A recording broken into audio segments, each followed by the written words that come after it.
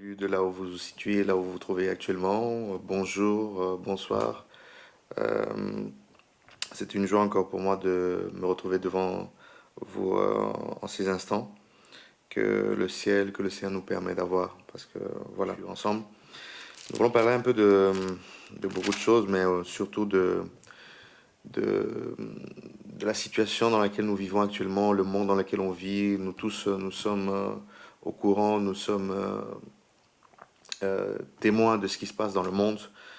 Cette situation géopolitique,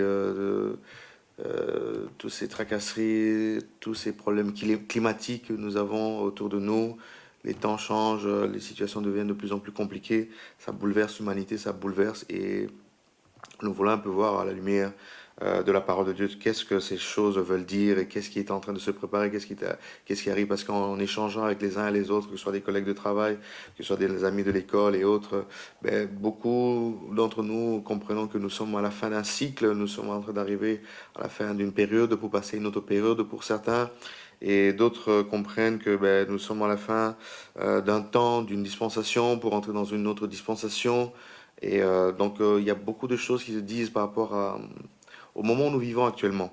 Et j'aimerais vraiment, étant chrétien que je suis, voir un peu la lumière des Écritures, des saintes lettres qui ont été inspirées par Dieu, par le Seigneur, pour voir un peu qu'est-ce qu'il nous dit par rapport à ça, parce que nous comprenons et nous savons que toutes les réponses à tous les maux, tous les problèmes de la vie, toutes les situations difficiles, toutes choses qui peuvent nous arriver, toutes les réponses se trouvent dans la parole, parce que la parole est la solution.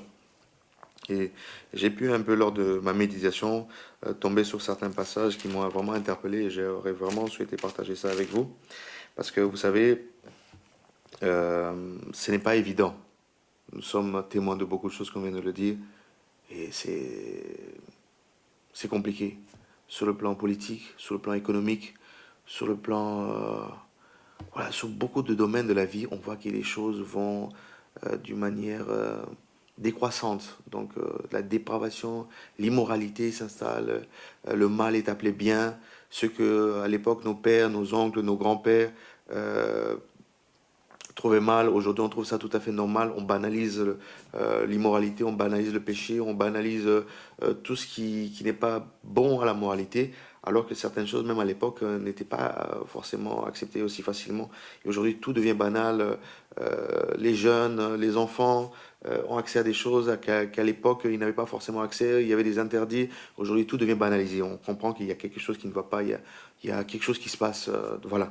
Et d'après les Écritures que nous aimons, qui est notre base, qui est notre fondement pour nous, enfants de Dieu, on va voir ici, dans la parole de Dieu, dans Deutéronome, ici, chapitre 29. Voilà, au verset 29, la Bible dit, les choses cachées sont à Yahvé, notre Dieu, mais les choses révélées sont à nous et à nos fils, à perpétuité, afin que nous mettions en pratique toutes les paroles de cette loi. Donc les choses cachées sont à Yahvé, Dieu, mais les choses révélées sont à nous. Parce que Dieu nous révèle euh, ces choses que lui connaît. Et je vais prendre un passage rapidement de Pierre, notre aîné dans la foi, notre grand frère, qui nous a précédés, qui nous a partagé de certaines choses par rapport à la fin de temps, au dernier jour, fin d'un cycle, avant de passer à un autre. Il va nous dire ici par ses avertissements par rapport à certaines choses qui devaient arriver. On prend le deuxième épître de Pierre, ici, dans le chapitre 3. Il va dire, voici déjà, bien-aimés, la seconde lettre que je vous écris. Dans l'une et dans l'autre, je cherche à éveiller par des avertissements votre sainte intelligence. Donc Pierre est en train de nous dire qu'il essaie d'éveiller au fait, ici, par des avertissements, notre sainte intelligence. Parce qu'il écrivait à nos frères de l'époque. Et cela nous concerne aujourd'hui. Parce que Dieu est le même hier, aujourd'hui et éternellement. Si ces rouleaux avaient été écrits, inspirés de Dieu, tel que la parole nous le dit dans 2 Timothée chapitre 3 à partir du verset 16, que toute écriture a été inspirée de Dieu et utile pour enseigner, pour corriger, pour convaincre, pour instruire l'homme de Dieu, tout enfant de Dieu, et afin que nous soyons prompts à mettre ces choses en pratique pour sa justice, par rapport à sa justice. Et il dit ici, dans le verset 2, afin que vous vous souveniez des choses annoncées d'avance par les saints prophètes et du commandement du Seigneur et Sauveur enseigné par vos apôtres. Pierre nous rappelle que les saints prophètes, aussi d'avant la grâce, nous avaient annoncé certaines choses par rapport aux choses que nous sommes en train de vivre aujourd'hui qui devraient arriver. Il nous rappelle au fait que ces choses avaient déjà été annoncées d'avance, depuis longtemps. Et cela nous concerne aujourd'hui aussi. Sachez, verset 3, avant tout que dans les derniers jours, il viendra des moqueurs avec leur raillerie, marchant selon leur propre convoitise. Donc des gens qui vont se moquer, des gens qui vont dire, mais tout ça c'est du n'importe quoi, ce n'est pas vrai ce que vous dites et tout ça. Mais qu'est-ce qu'ils disent? Verset 4, ils disent, où est la promesse de son avènement? Car depuis que les pères sont morts, tout demeure comme dès le commencement de la création. Ils veulent ignorer en effet que des cieux existèrent autrefois par la parole de Dieu, ainsi qu'une terre tirée de l'eau et formée au moyen de l'eau, et que par ces choses le monde d'alors périt, submergé par l'eau. Mais par la même parole, les cieux et la terre d'à présent sont gardés et réservés pour le feu, pour le jour du jugement et de la ruine des hommes impies. C'est très fort ce que Pierre dit. Il dit ici, certains disent, mais où est la promesse de l'avènement du Seigneur Jésus-Christ, mort, ressuscité? Parce que nous croyons à la puissance de la résurrection. Nous croyons que Jésus de Nazareth est mort, il est ressuscité. Il est mort pour nos péchés, il a pris nos malédictions, il a pris notre condamnation, il a pris nos péchés, lui qui était sans tâche, sans défaut, il a pris tout ça sur lui. Pourquoi? Parce que Dieu a tant aimé le monde qu'il a donné son Fils unique, afin que quiconque croit en lui ne périsse point. Donc Jésus est venu pour sauver l'humanité de la condamnation dans laquelle elle était liée, à cause du péché de notre aîné, grand frère, grand-père, Adam, par sa désobéissance avec son épouse, sa femme, Ève, avait manifesté. Ils ont désobéi et la condamnation, Dieu a maudit l'homme, a maudit les animaux, a maudit la terre par rapport à leur désobéissance. Et à cause de la malédiction est entrée et le péché n'a fait que s'accentuer. Et Jésus, par son amour, a accepté de venir se donner à la croix de Golgotha pour nous racheter, pour nous sortir de la condamnation. En reprenant les clés du séjour de la mort et de la mort de la main de Hadès, qui était le Dieu souterrain. Mais quand il est parti, il nous a promis qu'il reviendrait. Mais depuis que nous le disons, beaucoup, à cause des problèmes de la vie, à cause des problèmes sociétals, disent, mais où est son avènement? Vous êtes en train de dire, vous aspirez, vous avez cette espérance à dire tout le temps, Jésus revient, Jésus revient. Mais où est cette promesse? Parce que depuis que les pères sont morts, tout demeure comme dès le commencement de la création. Parce que rien ne change, on ne voit que la même chose. Les choses ne font que s'empirer. Et ici Pierre dit, mais ils veulent ignorer en effet que des cieux existèrent autrefois, par la parole de Dieu, ainsi qu'une terre tirée de l'eau, formée au moyen de l'eau, et par ces choses le monde alors périt submergé par l'eau. Oui, parce que au commencement il était la parole de Dieu était avec Dieu, et la parole était Dieu. Et toute chose a été faite par cette parole-là, car Dieu dans sa parole a dit, a déclaré au commencement certaines paroles, qu'il ait des luminaires dans les cieux pour éclairer le jour, le grand luminaire, le petit luminaire et les étoiles, qui est la terre, qui est la terre, qui est des verdures, qui est l'eau. Il a séparé. Donc Dieu a tout fait dans l'ordre qu'il fallait par sa parole. Et toutes choses qu'il a déclarées, toutes choses qu'il a dites, ont été manifestées physiquement. Et c'est là que la création est venue. Et c'est là où Pierre rappelle ici que, et verset 6, et que par ces choses, le monde d'alors périt submergé par l'eau. C'est-à-dire ici, il rappelle aussi qu'à cause de ces choses aussi, par ces choses, Dieu aussi, lorsqu'il a été attristé, lorsqu'il s'est remis en question de pourquoi il avait créé l'homme, parce que l'homme n'était que pécheur, il a inondé le monde par le déluge, où il a préparé son serviteur, l'homme juste qui était Noé, en allant alerter, en allant prévenir les peuples de sa nation pour qu'ils puissent se repentir, revenir au Seigneur par rapport à des actes abominables qu'ils étaient en train de manifester. Parce que Dieu, quand il a vu que les fils de Dieu virent que les fils de l'homme étaient belles, il y a eu accouplement entre ces anges déchus avec ces filles. Et de là sont sortis, au fait, des créatures, ce qu'on appelle des géants, des néphilim, des héros comme des Goliaths, comme des Hercules. Et donc tous ces géants-là sont sortis de cet accouplement que Dieu avait interdit. Mais ça s'est passé.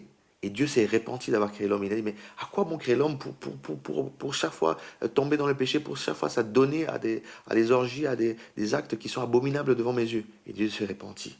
C'est pour ça que Pierre a rappelé ces choses. Et Dieu a inondé, a submergé le monde par de l'eau. Et après, vous allez voir dans l'histoire que Noé a été sauvé, lui et sa famille, et tout le bétail par père, mâle et femelle. Et pendant tout ce passage, ou bien leur temps qu'ils ont passé dans l'arche, et lorsqu'ils sont sortis de là, Noé a offert un holocauste qui était agréable à Dieu par les bêtes pures qu'il avait offert à Dieu. L'image de la sainteté et de la pureté qu'il a offert à Dieu, cette offrande agréable. Et Dieu a fait alliance avec Noé en disant que je submergerai plus la terre par cela à cause de l'offrande que Noé avait offert à Dieu. Et ce signe on voit jusqu'aujourd'hui, cette alliance que Dieu a fait avec Noé, on le voit aujourd'hui, ce signe-là qui n'est d'autre que l'arc-en-ciel.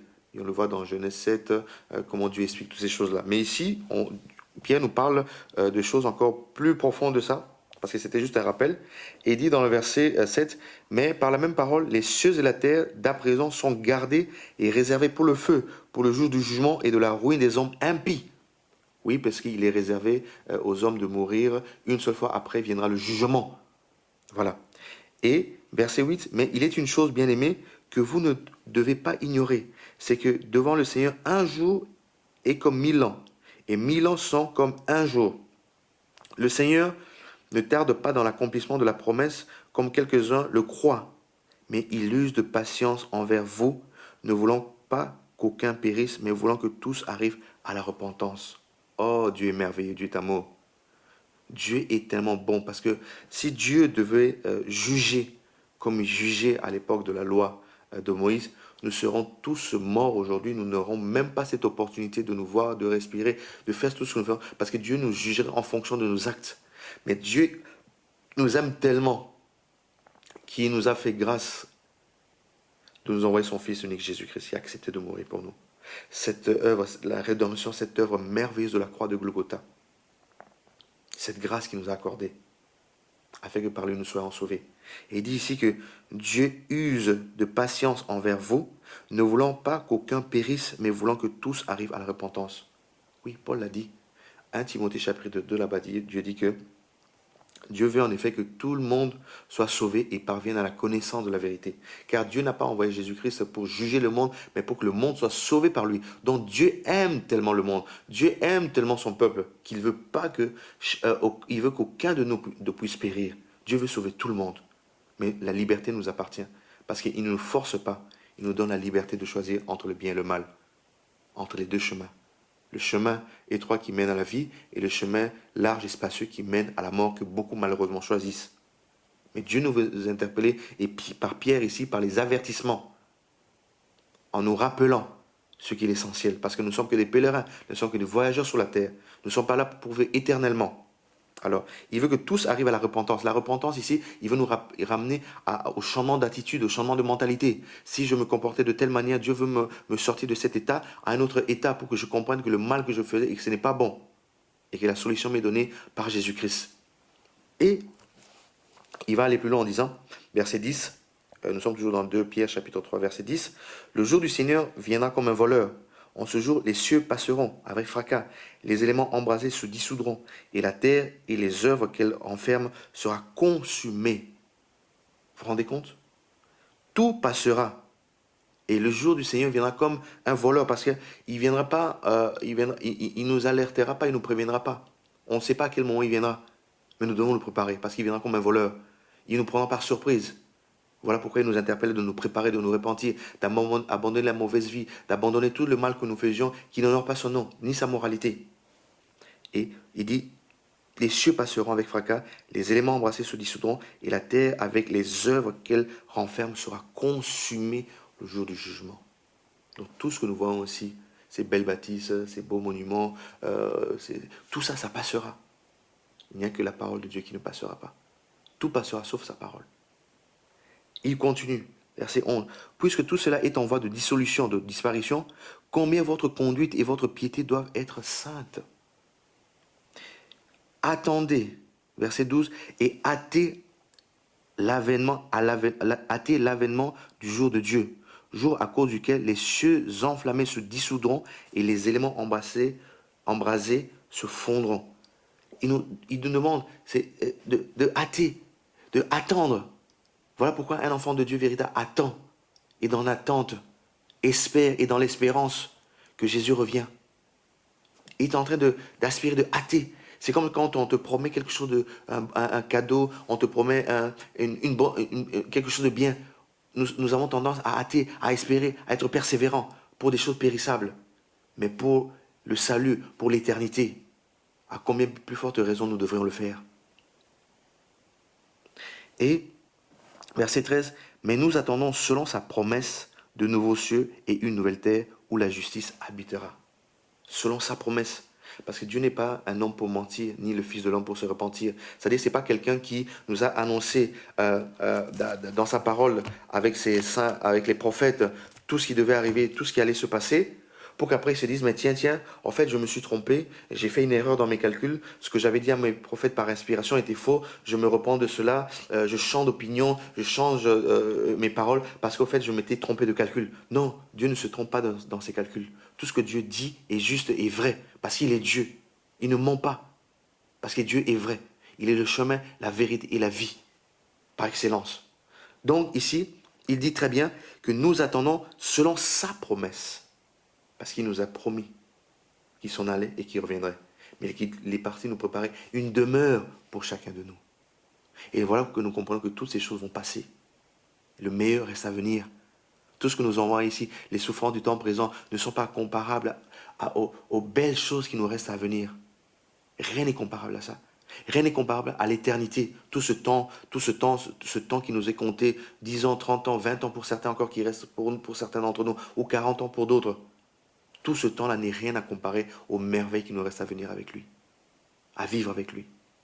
Alors il nous dit ici, c'est pourquoi, bien-aimés, en attendant ces choses, parce que nous sommes dans une attitude d'attente, appliquez-vous à être trouvés par lui sans tache et irréprochable dans la paix. La paix d'abord dans le cœur, la paix d'abord avec lui, étant réconcilié avec lui. Si hier nous l'avions abandonné, si nous nous étions détournés de lui à cause d'un événement, à cause d'une situation, à cause d'un acte, à cause d'un événement fâcheux qui est arrivé, une perte d'un être cher qui est parti peut-être avant, toutes ces choses-là, peut-être nous nous sommes dissociés de lui. Non, revenons à lui. Recherchons la paix avec lui d'abord et aussi avec les hommes, ce qui est très important. Parce que Dieu est juste dans sa parole, comme il le dit ici. Il nous dit d'être trouvés par lui sans tache et irréprochable dans la paix. Pourquoi il insiste? Il dit ici, verset 15, « Croyez que la patience de notre Seigneur est votre salut. » Oh, Dieu use de patience envers nous parce qu'il veut que tout le monde soit sauvé. Donc cette patience qui manifeste en notre égard est pour notre bien, et pour que nous soyons sauvés, pour notre salut. Pour nous laisser le temps à comprendre que la vie que nous menons peut-être aujourd'hui, elle n'est pas bonne, elle n'est pas digne. Elle ne va pas nous donner la vie. La vie que nous sommes en train de mener aujourd'hui, peut-être que comme nous sommes là aujourd'hui, peut-être la situation tu te trouves aujourd'hui, peut-être que tu as un mauvais cœur, peut-être que tu es rancunier, peut-être que tu es haineux, peut-être que tu manifestes toujours une méchanceté envers les uns, envers les autres. Toutes ces attitudes-là ne sont pas dignes d'un enfant de Dieu. Peut-être que tu vis aujourd'hui, tu sors avec des filles, tu sors avec des garçons, étant pas marié selon ce que Dieu nous demande, et tu n'as pas honoré tes parents. Toutes ces choses-là, ce n'est pas digne d'un enfant de Dieu. Tu couches avec un homme, tu n'es pas marié. Tu couches avec une femme, tu n'es pas marié. Tu couches avec un homme marié, tu couches avec une femme mariée. Ce sont des actes abominables. Tu as des rapports sexuels avec un homme étant homme, avec une femme étant femme. Ce n'est pas digne, c'est de l'abomination. C'est des choses à arrêter. Parce que ces choses vont nous condamner. Et ce sont des choses que la société actuelle nous propose, nous présente sur un plateau au travers des programmes télévisés, des séries télévisées, au travers les réseaux sociaux, au travers YouTube, au travers Internet, au travers tous les moyens, le marketing, les médias, toutes les publicités mensongères qu'on peut avoir.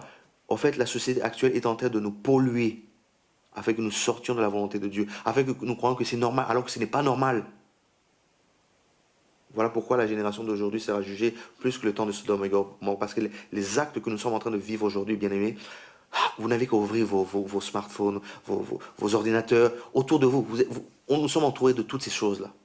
Et sans nous rendre compte, en fait, la société actuelle, avec la politique actuelle est en train de nous apprivoiser, est en train de nous éduquer selon sa moralité, qui est immorale, bien entendu.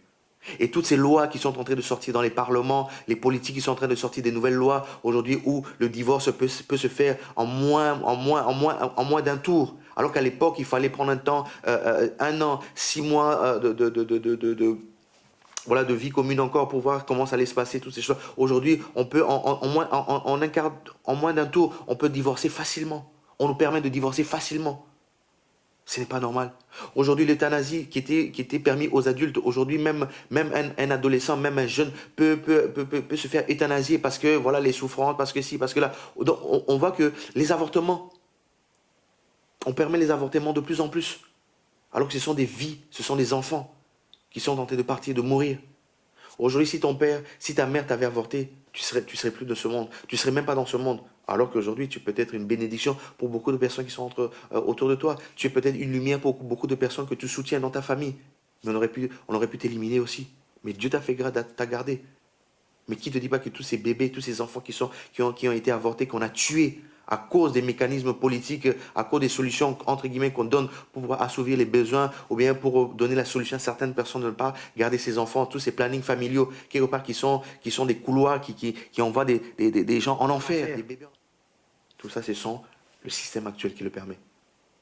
Oui, la Bible nous dit d'être soumis aux autorités, mais attention, il faut savoir jusqu'à quel degré, parce qu'il y a des lois qui ressortent, qui ne sont pas des lois qui sont dans la moralité de Dieu.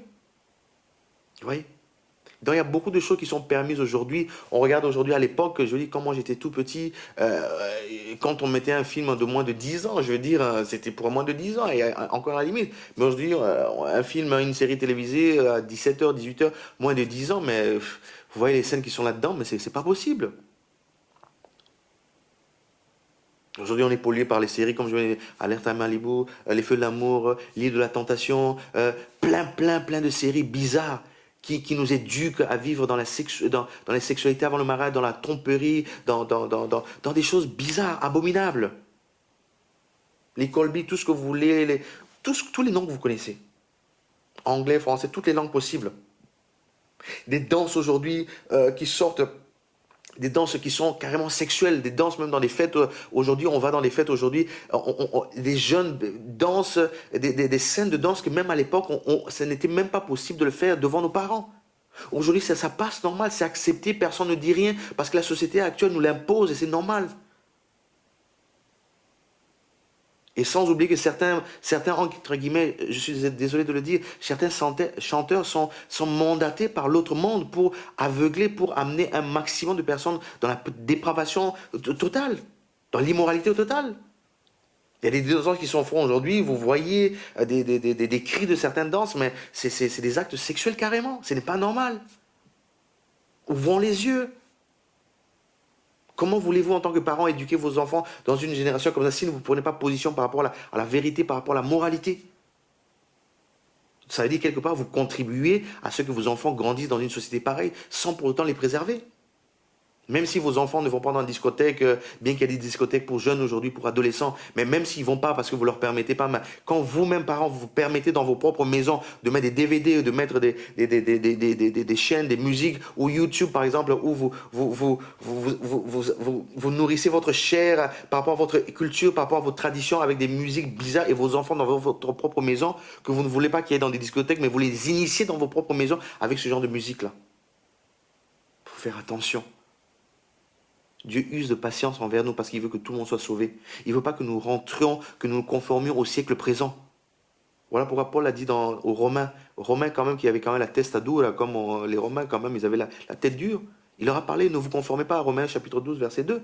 Ne vous conformez pas au siècle présent, mais soyez transformés par le renouvellement de l'intelligence, afin que vous discerniez quelle est la volonté du Dieu vivant.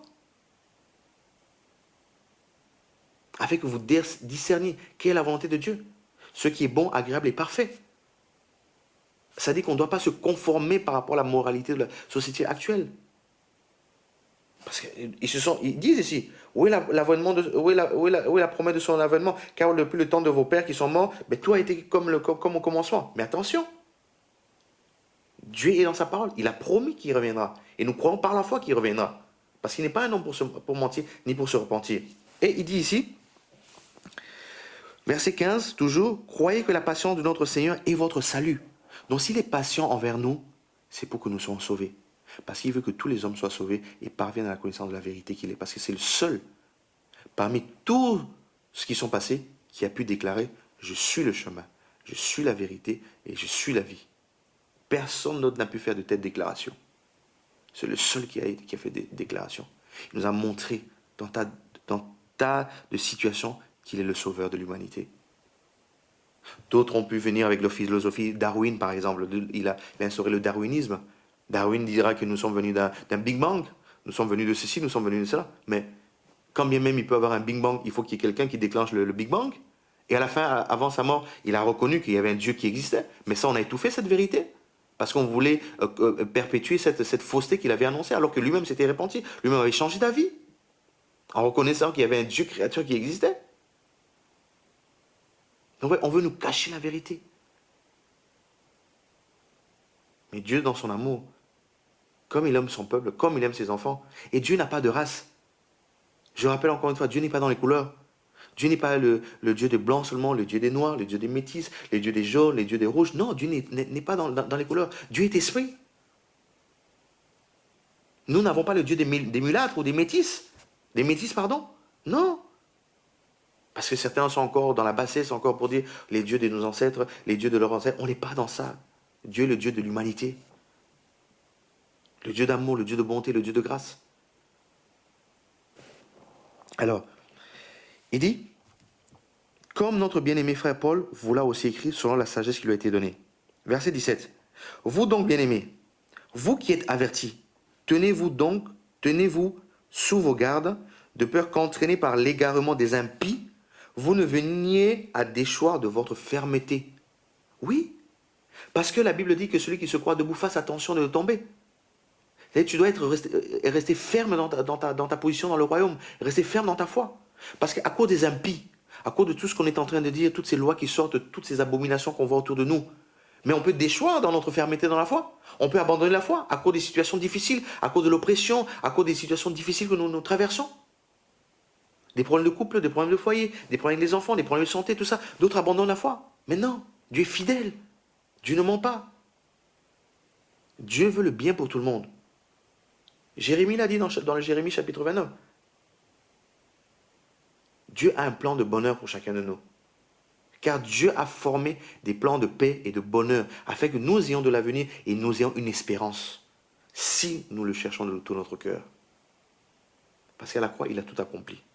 Le reste, maintenant, ça nous appartient. De faire le choix de le suivre, de ne pas le suivre. Mais il nous est préférable de le suivre. Parce qu'il a déjà tout accompli. Il nous tend seulement la main. Il toque à la porte de notre cœur. Pour que nous puissions avoir l'espérance de la vie. Parce qu'il nous aime. Il n'est pas venu pour nous juger, mais il est venu pour nous sauver. Donc tel que tu es, tel que tu es, dans la situation dans laquelle tu te trouves, que tu sois meurtrier, meurtrière, que tu sois le plus abominable des hommes et des femmes, que tu aies commis le plus grand acte abominable du monde, Dieu ne regarde pas cela. Dieu te tend la main, Dieu veut te sauver. Dieu veut te donner un temps de rafraîchissement. Dieu veut te donner la paix que tu n'avais pas. Malgré que tu as passé des temps de tribulation, de temps de difficultés pas possibles. Parce que c'est le seul qui a dit, venez à moi, vous tous qui êtes fatigués et chargés, et je vous donnerai du repos. Prenez mon joug, et car je suis doux et humble de cœur. C'est le seul qui peut donner la paix que le monde, je vous assure, ne peut pas donner. Vous savez, quand je me mets devant vous pour parler comme ça, c'est pas pour paraître, c'est pas pour faire beau, pour faire genre, pour être parmi aussi d'autres qui veulent parler. Non. Chacun essaie dans la mesure du possible de partager, de communiquer l'amour qu'il a reçu du Seigneur, alors que le monde ni nos parents n'ont pu nous donner. Bien que nos parents nous ont aimés du mieux qu'ils pouvaient. On ne remet pas ça en question. Mais à un moment donné, parfois, notre âme était blessée, notre cœur était blessé. Personne ne savait soulager cette douleur-là. Mais il n'y a que le prince de la paix, celui qui nous est donné, celui qui nous est né, celui qu'on appelle l'admirable conseil, le tout-puissant, le Père éternel, le prince de la paix, qui a pu apaiser ce cœur meurtri, ce cœur maltraité, ce cœur blessé au plus profond de notre âme. Voilà pourquoi nous pouvons le témoigner. Ce n'est pas du blabla, c'est pas pour parler. On parle du vécu. Parce que beaucoup d'entre nous, nous paraissons, nous montrons l'apparence, nous montrons que nous sommes beaux, forts, tout ça, c'est bien. Alors que parfois, au-dedans de nous, nous avons des problèmes de cœur, nous avons des soucis, nous avons des blessures au fond de nous. Mais Dieu, Jésus, est le seul capable. Il veut nous sauver, il veut nous donner la paix. Il veut d'abord nous donner la paix dans ce monde dans lequel nous sommes et nous donner aussi l'espérance de la vie éternelle parce qu'il revient. D'autres disent, oui, il se mord, oui, Jésus, il revient depuis le temps de vos pères, tout ça, mais on ne le voit jamais. Oui, mais quand tu meurs aujourd'hui, quand tu meurs, tu sais où tu vas? Tu es venu de la poussière, tu es d'accord avec moi? Tu seras enterré. Les cadavres tels que nous sommes quand nous sommes enterrés, ce sont les vers de terre qui vont nous manger. Et si tu n'es pas enterré, tu seras incinéré par le feu. On va t'incinérer, après on te met dans un bocal, on te disperse, quelque part. Tu deviens la poussière. Donc tu es venu de la poussière, tu retournes dans la poussière. Maintenant, on va passer son éternité où? Tu as deux possibilités. Soit l'enfer, soit dans le repos avec le Seigneur. Donc soit dans le séjour des morts, dans le Hadès, dans le Sheol, soit dans le repos, pour te reposer de tes œuvres. Tu as les deux possibilités, deux voies. Mais ces deux possibilités-là, tu peux les avoir en te préparant aujourd'hui. Soit si tu veux être avec Dieu pour l'éternité, tu as cette possibilité, tu acceptes Jésus-Christ comme ton Seigneur et ton Sauveur personnel. Pas une adhésion à une communauté, à une religion, à une dénomination, à une fédération d'hommes, à un groupement d'individus. Ce n'est pas ça. Dans ta chambre, dans le parc, partout tu peux te trouver. Everywhere. Là où tu es. Tu dis, Seigneur, je t'invite dans mon cœur. Je n'ai pas réalisé depuis tout ce temps où j'ai endurci mon cœur, j'ai fermé mes oreilles à ton appel. Mais aujourd'hui, Seigneur, je veux réaliser au fait que tu es mon Seigneur, tu es mon Sauveur. Je veux t'ouvrir mon cœur. Viens prendre place dans mon cœur. Sois le directeur de ma vie, sois le maître de mon existence. Je te donne ma vie, je te donne mon cœur. Sans passer forcément par un homme. Toi seul, et tu verras que Dieu est véritable et il est vivant. Il viendra dans ton cœur. Et tu lui appartiendras à partir de ce moment-là. Quel que soit le lieu, tu te trouveras. Parce qu'il t'aime, il veut te sauver.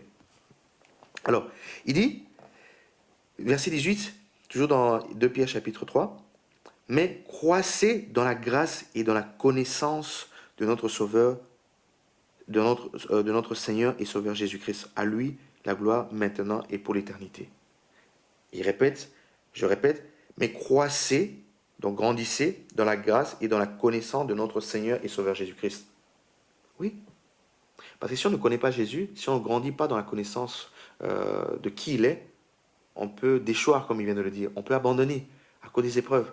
C'est pour ça que le prophète Osée avait dit dans Osée chapitre 4, verset 6, si je me rappelle bien, « Mon peuple est détruit parce qu'il lui manque la connaissance. » Quand on n'a pas la connaissance du Christ, on est détruit parce qu'on n'a pas la connaissance de sa moralité, de sa parole, de ce qu'il est, de ce qu'il a fait pour nous, de ce qu'il attend de nous, de qui il est. Alors on périt. On périt par manque de connaissance. Faute de connaissance, mon peuple périt.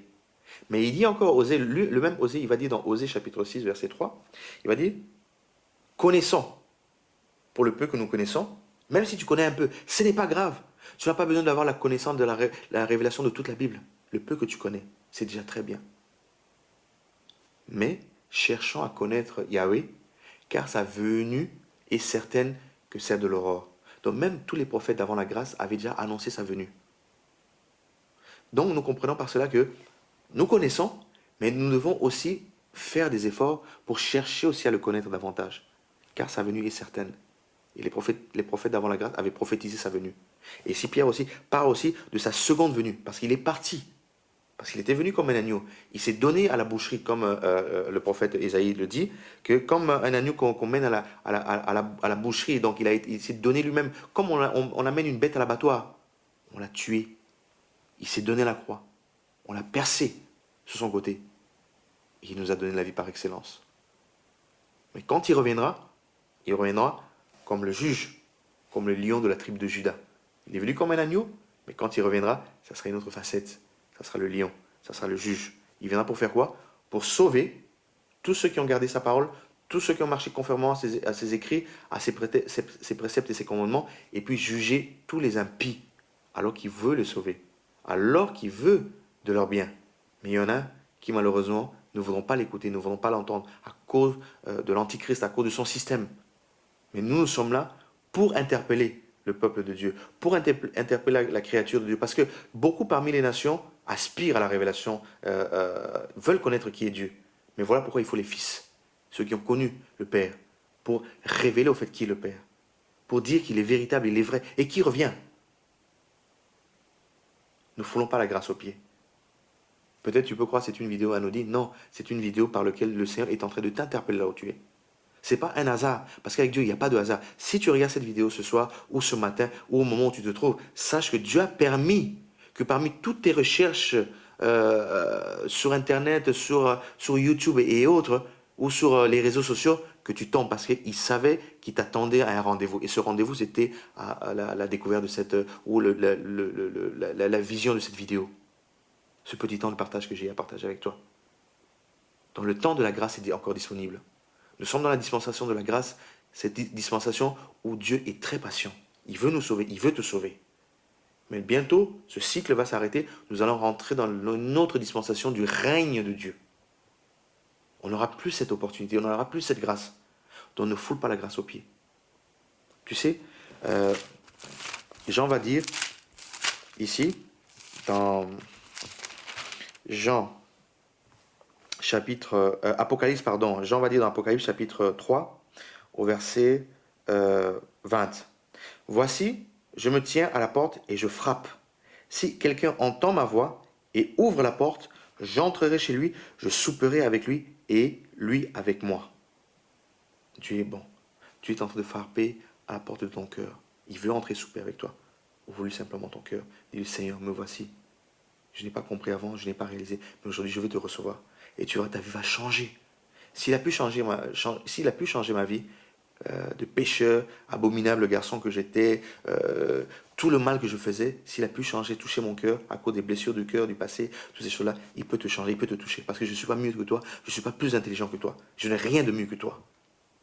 Et Dieu ne fait pas de favoritisme. Dieu est simplement juste et il aime tout le monde. En tout cas, que Dieu soit béni, que Dieu nous garde et que si Dieu permet, on se reverra peut-être la prochaine fois ou au travers d'une autre vidéo que Dieu nous permettra peut-être de faire. Et voilà. Nous bénissons le Seigneur pour ce temps, nous glorifions son nom et que l'honneur et la gloire lui reviennent à lui seul au nom de Jésus-Christ.